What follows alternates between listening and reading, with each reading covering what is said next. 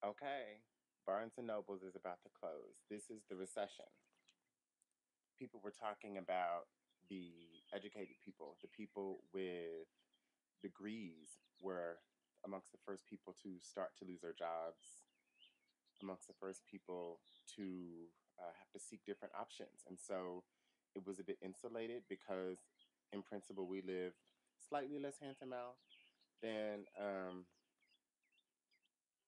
working people. And so it's just interesting that Barnes and Nobles. This is the headline, and it's actually a big deal. I'm about to roll up in there and get all their black books. Um, but I want to say it. I want to believe it. This is the end of our consumer culture. It's dying, and if we can just hold on just long enough to really start to look at what's important to us, we'll start to find that consumer culture ain't that much of a loss. We know how to grieve. We can grieve the loss of consumer culture. Look at all this stuff. This is just mail. Just buy something. You need something, buy something, and that's our lifestyle, and that's what it's been. And even just on the very mundane levels, like people are tired of junk mail. People are tired of this. I have to want, and I have to get in order to live. That there are other things. I came here to Alabama, Wetumpka, Alabama, to um, mourn and heal with my family, the loss of my grandmother. And, so today I'm, doing the garbage and getting the mail and all that good stuff. And, you're back to life and you're reminded that this is what daily life is like consumerism. But does it have to be? Is it? I mean, even, even this QVC and this Home Shopping Club, even like everything that you see on the television, it's like, want something, buy something, don't you need something? And so, with having so many family members come here this past weekend, um, yeah, a lot went on. A lot of pain was expressed and repeated. And I mean, like I have a cousin who she's my mama's daughter. She expresses her need for love through beating her kids and beating dominating people around her, just like her mother did. And she's trying to break that cycle. And that's all that she is trying to break that cycle. And she's my big cousin. She's always helped me, and I enjoy helping her. And I'm always trying to get bit up, but always trying to find ways to express to her. I mean, how do you express something to someone who you know so well? Something as complicated as there's really something in your life that is damaging you and the people around you, laterally and intergenerationally. And as a matter of fact, if you look at your relationship with your own mother, you see that um, that's unhealed, that's wounded. And because of that wound and how continue to wound each other, you do that to your children. There was one point my aunt had said it earlier how people like that beat up on people who are more vulnerable to them, kids and old people. And my aunt, I've seen my cousin witnessed her mother beat up on, our grandmother once at 11 years old. And she described the scene in detail. And, if she was 11, I would have been 11, you know, not that old. And not physically beat up, but with words and get in her face. And that wounded the girl. That is not that's one of the many wounds that she carries and passes on. She felt unloved in that situation where two people who she cared about so much, um, when she directed such a fundamental lack of care towards one another, that wounded them. And I tried to express that to my uncle, just seeing how poorly he and his brothers and sisters were treating each other over this period of mourning. And he tried to dog me down, and it's it's wounding. It's wounding the family because it means that there is a lack of cohesion. But these are the things that we have to have the courage to face in our families. And the escapism that consumerism provided. I know y'all thought I wasn't gonna get back to it. You know how I do. But the escapism that a lifestyle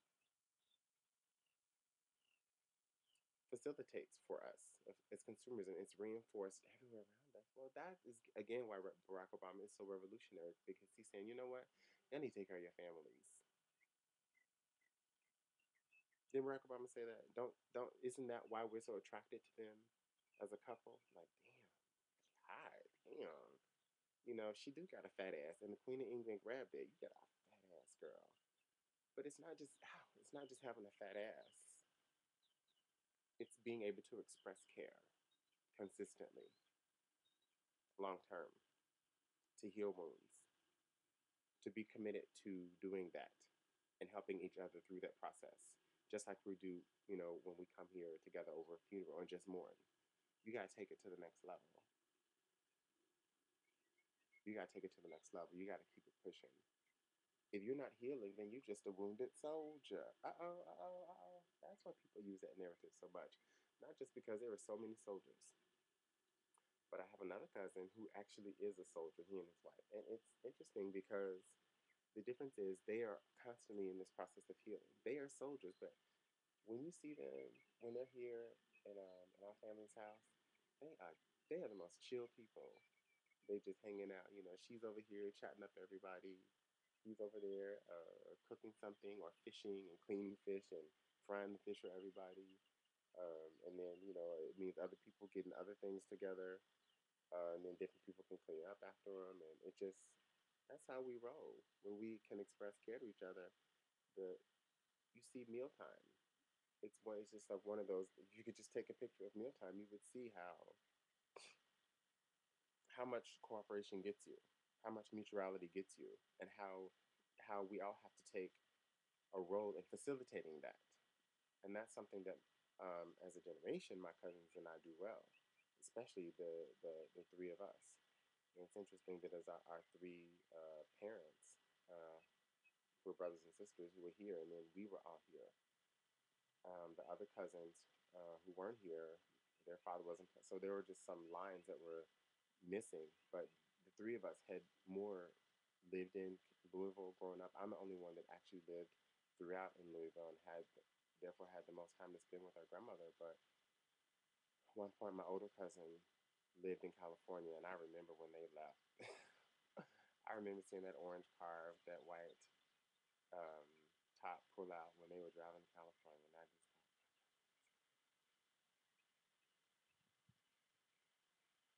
but they came back. And then this other cousin, his father was in the military, and then eventually his mother joined the military. But you know what? They brought me to see them. They knew how much, like they're in there in that process of healing. They know, they see what people need, and if they can give it, they give it. That's what family is. And when there are wounds, okay, consume. There are many things that we can just dig into as Americans and not really deal with that. We can dig into our careers. We can dig into our relationships, and you see that love and abandon. You see, because as wounded soldiers, we seek love, but we know that there's abandonment in that love, and irreconcilable abandonment. Because as my mother says, for example, people die. So you're born with the knowledge. Part of being having an adult consciousness is understanding that your mother's gonna die. You know, you're going to lose people, and so how then do you cherish your time with that person, knowing that ultimately that person will perish, and so will you? So how do you look towards the young people around you? So that's why I say it's much more than just marriage, sweeties, who want to talk about gay marriage.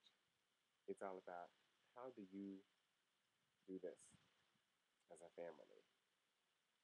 Not just, it's much bigger than any individuals. And I got an uncle who got, three baby mamas. So it's not about individual marriages. Those are trumped by this relationship. And that's why people who are in families with this relationship are so attractive. Holy cow. They can do so much. And there you see a Barack Obama too. I mean, again, that's why. I mean, that's what the first family is, providing that example. All right, let y'all go. My battery's gonna go. Bye. Bye from Bama.